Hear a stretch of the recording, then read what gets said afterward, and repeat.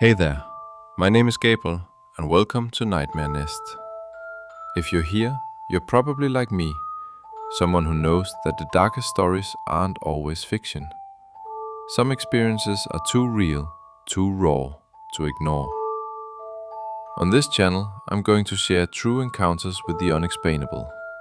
Things that happen to people I know, things that happen to my own family. Real terror doesn't need jump scares or special effects. It just needs the truth. If that's what you're looking for, hit that subscribe button and turn on notifications. And if this story unsettles you, good. That means you're paying attention. Now, let's begin.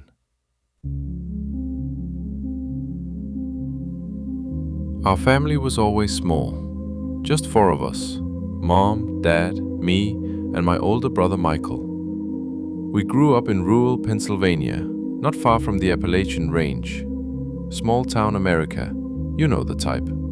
Everybody knows everybody. Nothing much happens.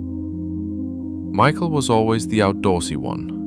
While I stayed inside reading or gaming, he'd be out hiking, fishing, camping. He loved the solitude of the mountains.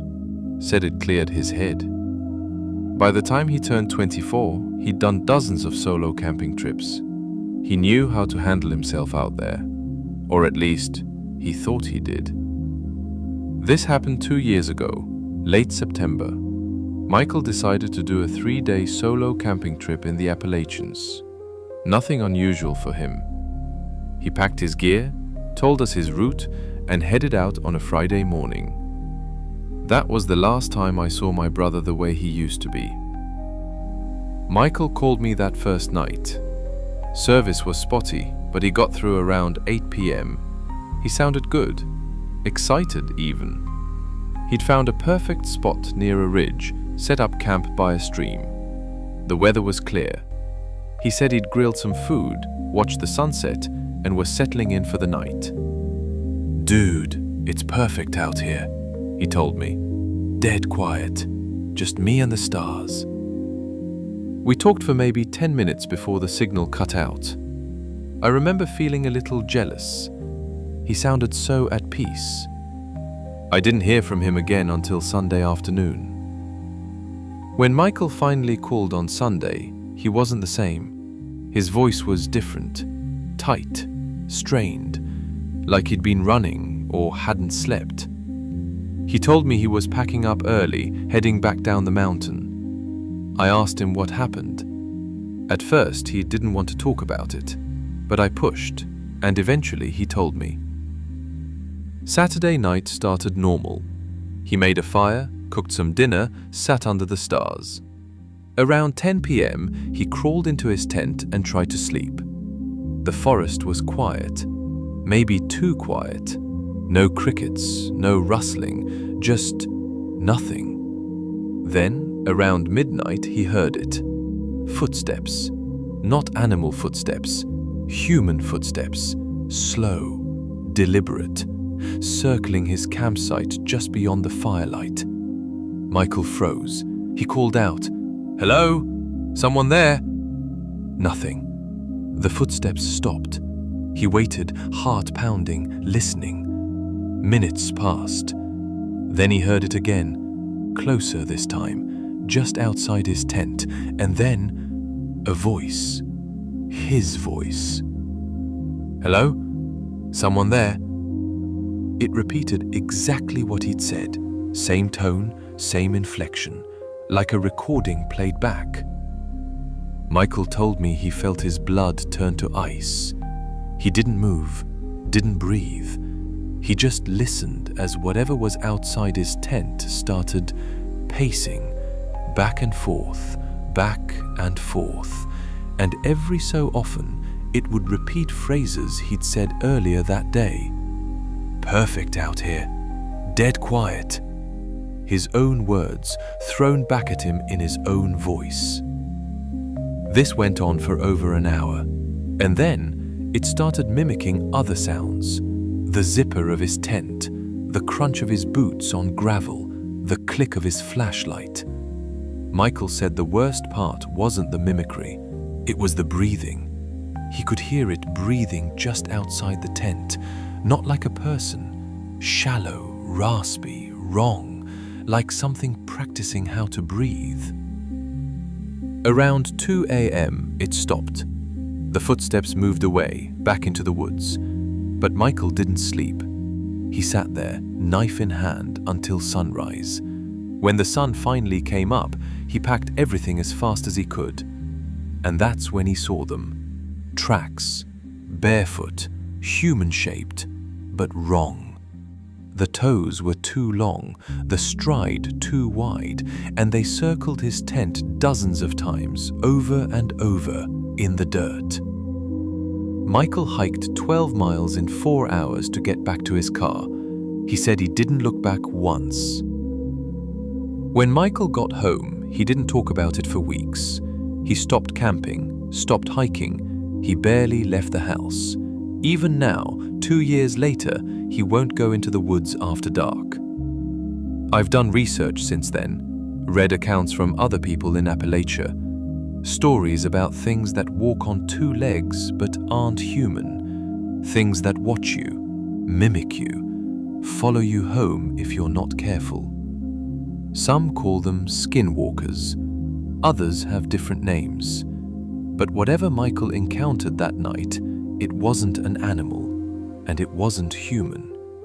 It was something else.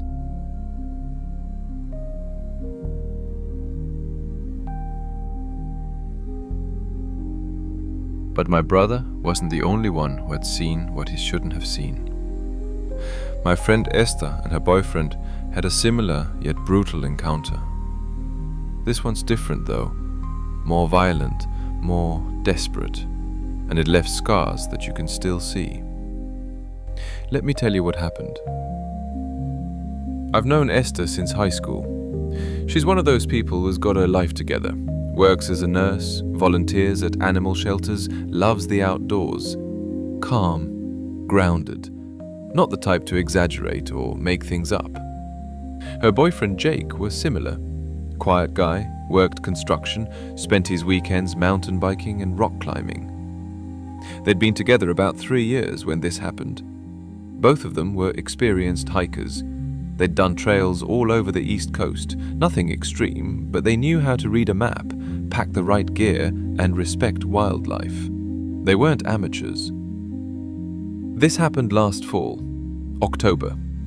They decided to do a weekend camping trip in the Smokies, Great Smoky Mountains, Tennessee side. Popular area, well-maintained trails. Thousands of people camp there every year without incident. They weren't planning anything crazy, just a 2-night trip, hike in Friday afternoon, camp near a designated site, hike out Sunday morning. Simple. Esther told me they almost cancelled because of the weather forecast. Rain was expected Saturday night, but they'd been planning this for weeks, so they went anyway. That decision nearly killed them. They started the hike around 2 p.m. on Friday. The trail was moderate, about 4 miles in, steady elevation gain. The weather was overcast but dry, cool, typical fall afternoon in the mountains. Esther said the forest felt normal, birds chirping, squirrels rustling in the leaves. They passed a few other hikers heading back down as the sun started to set. By the time they reached their campsite, it was getting dark. They set up their tent near a clearing about 50 yards from the trail. There was a fire ring from previous campers, a decent flat spot, and a small creek nearby for water. Textbook campsite. Jake built a fire. They cooked some pasta, talked, watched the stars peek through the clouds. Esther said she felt good, relaxed. This was exactly what they needed. They put out the fire around 10 p.m. and went to bed. Nothing unusual, nothing wrong. Not yet. Esther woke up first, around 7 a.m. Jake was still asleep. She unzipped the tent to get some fresh air and immediately noticed something. Their food bag was on the ground. They'd hung it the night before, standard practice to keep it away from animals, strung it up on a tree branch about 10 feet off the ground, tied secure. But now it was lying in the dirt, 20 feet away from the tree. The bag itself wasn't torn open, it was just there, like something had carefully taken it down and set it aside. Esther woke Jake up. He checked the rope. It hadn't snapped. It had been untied. Now, that didn't make sense. Animals don't untie knots. They claw, rip, tear. This was deliberate. Jake tried to rationalize it. Maybe another camper messed with them as a prank. Maybe they didn't tie it as well as they thought. But Esther said she could see it in his face. He didn't believe it either. They repacked the food, double-checked everything, and decided to stay one more night as planned. The weather was still holding. The forest was quiet. Maybe it was just a weird fluke. They spent the day hiking a nearby loop trail. Beautiful views, no issues. By the time they got back to camp in the late afternoon, they were tired but in good spirits. That's when the rain started. The rain hit hard around 6 p.m. Not a light drizzle, heavy, steady downpour. They gave up trying to start a fire and just ate cold sandwiches in the tent. By 8 p.m., it was pitch black outside, and the rain was relentless. Esther said they tried to sleep, but the rain was so loud on the tent fabric it was almost impossible. Plus, the temperature had dropped. Even in their sleeping bags, they were cold. Around 10 p.m., the rain slowed to a drizzle, and that's when they heard it. Movement outside the tent. Something big pushing through the underbrush. Jake sat up, grabbed his flashlight. "Probably a deer," he whispered. They listened. The movement stopped. Silence. Just the drip of rain from the trees. Then it started again. Closer. Esther said she felt her stomach drop. This wasn't a deer. The footfalls were too heavy, too deliberate. Jake unzipped the tent a few inches and shone his flashlight out into the dark. And there it was. A bear. A black bear, maybe 250 pounds, standing about 30 feet from their tent, just at the edge of the clearing. It wasn't moving, just watching them. Jake immediately zipped the tent back up. "Don't make noise," he whispered. "It'll leave." They'd both been taught the same thing. Black bears are usually skittish. Make yourself big, make noise, and they'll run. But you don't do that from inside a tent. You stay quiet, stay still, and wait for it to lose interest. So that's what they did. They sat there in the dark, barely breathing, listening. For a while it was silent. Esther started to think maybe the bear had left. Then they heard it breathing, right outside the tent. Esther said she could hear every breath, deep, heavy, just inches from the tent wall. She didn't move, didn't blink. Then the bear started sniffing, long, wet snuffles along the base of the tent. It was smelling them. Jake slowly reached for the bear spray in his pack. His hands were shaking. Esther could see his face in the faint light. He was terrified. The sniffing stopped. For maybe 10 seconds, nothing. Then the bear hit the tent. Not a swipe, a full-body slam. The entire tent shook, the poles bent, and Esther screamed. Jake yelled, trying to scare it off, but it didn't run. It hit the tent again, harder. The fabric ripped. Not all the way, but enough. A claw tore through near the top, and suddenly there was open air and rain and the smell of wet fur. Esther said everything happened fast after that. Jake grabbed the bear spray and emptied it through the tear. The bear reared back, roaring, loud, guttural, furious. But it didn't leave. It circled the tent, faster now, aggressive. They could hear it huffing, slamming its weight against trees, tearing through their gear. Jake shouted at Esther, "We have to run, now!" They didn't have a choice. The tent was compromised. If they stayed, the bear would come back and finish the job. They grabbed what they could, flashlights, phones, nothing else, and burst out of the tent into the rain. Esther said she didn't even think. She just ran. Jake was behind her, shouting directions. They bolted down the trail, feet slipping in the mud, branches whipping their faces. Behind them, they could hear the bear. It was following them. Not chasing, not at full speed, but following. Stalking. Every time they stopped to catch their breath, they'd hear it. Footsteps in the dark, heavy breathing, close. Jake kept yelling, trying to scare it off, but it didn't work. This bear wasn't acting normal. Most black bears don't follow people. They don't stalk. They don't attack tents. But this one did. They ran for over a mile in the dark. Esther said her legs were screaming, her lungs burning, but she didn't stop. She couldn't. Jake stayed behind her the whole time, flashlights scanning the trees, making sure the bear wasn't closing in. At one point, Esther tripped. She went down hard, face first into the mud.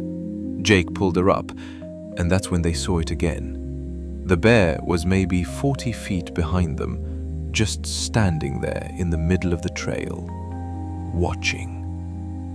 Jake screamed at it, waved his arms, made himself big. It didn't move. They backed away slowly, then turned and ran again. They didn't stop until they reached the trailhead parking lot. It was after midnight, soaked, freezing, covered in mud and scratches. The bear didn't follow them out of the forest.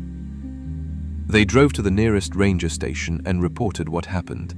Rangers went back the next morning to check the site. The tent was destroyed, ripped apart.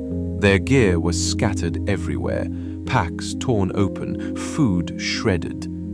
But here's the part that stuck with Esther. The rangers found tracks, bear tracks, but they also found something else. Claw marks on the trees around their campsite, deep gouges 6 feet high. The rangers said it looked like the bear had been marking territory, like it was claiming the area. One of the rangers told them, off the record, that there'd been other reports in that area. Aggressive bear behavior, stalking. One couple had a similar experience 2 weeks earlier, but nothing official was ever posted. No warnings, no closures. Esther doesn't camp anymore. She tried once, about 6 months later, but couldn't do it. Said every sound put her on edge.